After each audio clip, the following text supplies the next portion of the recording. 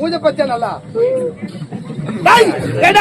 கால தாமது கேட்டால் வரும்போது ஆட்டலுடன் பாட்டல் பாட்டலுடன் ஆட்டலா ஆடலுடன் பாடல் பாடலுடன் ஆடல்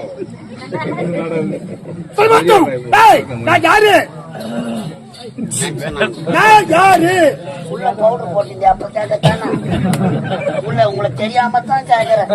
உங்க அம்மாதான் உங்களை ஒரிஜினலா பத்து போட்டா பப்புனு வேச ஆடுற எங்க அம்மா மானாவரியா புடிங்கி கடை ஆரம்பத்திலே உக்காந்துக்கணும்.